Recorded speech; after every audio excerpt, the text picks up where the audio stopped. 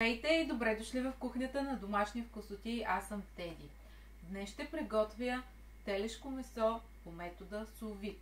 Ще има гарнитура от броколи и един невероятен френски маслен сос. Ако останете до края на видеото, ще разберете, че да готвите с уред за сous-vide е супер лесно, дори в къщи. Не само в популярните гурме ресторанти. Заедно с приятелите ми Аено имаме мисия да ви покажем точно това. Колко лесно се готви сous-vide в къщи. Ще ни трябват машина за вакуумиране, използвам на Аено, и уреда за готвене на сous-vide отново на Аено. А ето тук ще видите и другото видео, което е за свинско месо, сготвено по метода сous-vide. Хайде, елате отблизо да видим целият процес заедно и да приготвим този вкусен телешки стек с броколи и маслен сос. Ето отблизо и уреда за вакуумиране и уреда за сous-vide. Ще ни трябва една телешка пържола, около 300 грама, която вкусяваме с сол и черен пипер от двете страни. Хубаво е преди да вкусим пържолата да я измием и подсушим много добре с кухненска кърпа. Към вкусената пържола няма да пропусна да сложа и малко мащерка. Мащерката изключително много се подхожда на телешкото месо. А когато е изготвено в сous-vide, тя придава своя невероятен аромат и свежест на месото. Взимам един плик за вакуумиране и поставям пържолата вътре. Поставям внимателно и приготвям уреда на Аено за вакуумиране. Защипвам на двете щипчици, които са към уреда за вакуумиране, затварям капака и натискам ето този бутон. Буквално след няколко секунди пържолата е перфектно вакуумирана от уреда на Аено. Може да използвате уреда за вакуумиране за съхраняване на храната за по-дълго време. Вакуумиращите уреди запазват храната свежа за дълъг период от време, съхранявайки я както в хладилник, така и в фризер. Особено подходящо е за фризер, защото много внимателно може да го подредите. А сега си вкусявам и около 100 грама броколи с сол и черен пипер. Поставям ги отново в плик за вакуумиране, като в този случай ще добавя и една лъжичка, чайна лъжичка масло. Отново отварям уреда, поставям плика по този начин, затварям уреда и той започва да вакуумира. След буквално не повече от 10 секунди и броколите са добре вакуумирани. Продължаваме с рецептата. Готовите броколи, вижте как изглеждат перфектно.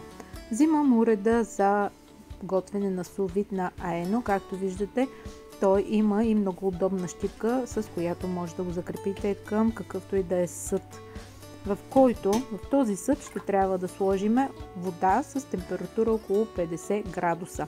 Слагаме месото и настройваме нашия уред за готвене на сous-vide. Първо се настройват градусите, аз ще го настроя на 65 градуса за 1 час, приятели. За толкова ще приготвя и пържолата и броколите.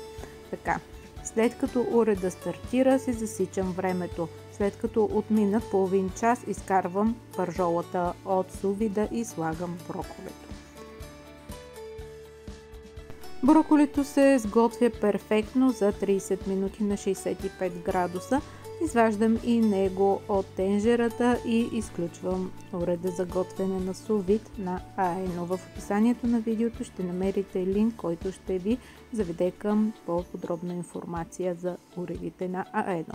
Сега разрязвам пържолката и я изваждам от плика, като не използвам течността от нея, искаме само пържолата. Изваждам и поставям пържолата. Същото правя и с броколито.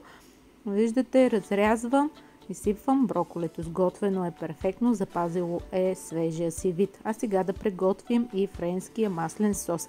20 грама масло се слагат в касерол. Слагаме мащерка, сол и черен пипер. Добавям си една супена лъжица брашно и разбърквам интензивно, докато то се запържи. Добавям 150-200 мл вода или пилешки бульон или зеленчуков. Разбърква се много добре сместа и се оставя да се сгъсти. соса много бързо започва да се сгъстява. Ето го и него. След което го махам от котлона. Добавям около 2 супени лъжици сметана за готвене и 1 жълтък. Разбърквам отново интензивно. Всичко се приготвя много бързо. В този случай соса е феноменален. Готов е. Аз го прецеждам през сито, за да няма никакви частици. За около минута запечатвам стейка на горещ тиган и е време да го разрежа. Перфектен, вижте колко е розов, идеално сготвен за вкуса на моето семейство, предполагам и на вашето. Ето вижте, перфектен цвят на месото. Чудесно. А сега и да го поднесем.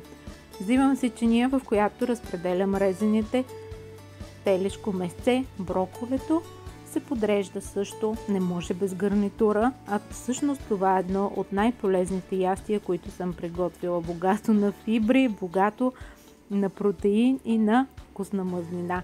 Така че, приятели, насладете се на наистина чудесно телешко месо, сготвено в сувит. Метода за готвене на сувит. Ето и готовото месце. Перфектна порция. Пишете в коментарите дали ви харесва. Вашето мнение е от изключителна важност за мен. Ето, че нашето телешко месце сувит с броколи и френски маслен сос е готово. Толкова вкусно изглежда, че нямам търпение да пробвам, приятели. Вижте го. Показах ви го и преди малко отблизо. Така че сега остава най-приятната част да се опита. Но преди това искам да ви кажа, че ще оставя линкове в описанието на това видео към сайта на Ено, откъдето може да видите малко повече информация за уреда за вакуумиране и уреда за готвене на сувит. Отидете, след като опитаме ястието, да видите и видеото за свинско месо сувит. В него има и анбоксинг на двата уреда. Ще видите отблизо какво съдържат вътре самите уреди в кутиите си. А сега да опитаме. Реже си малко месце. Мисля, че се сготви перфектно в сувида. Не е сухо, много е крехко и сочно. Ще си взема и сос. Невероятно вкусно.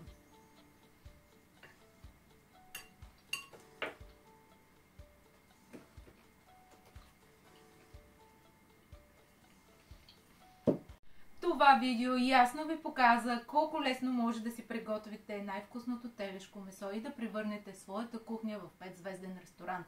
Разбира се, с помощта на Аено уредите. До скоро, приятели!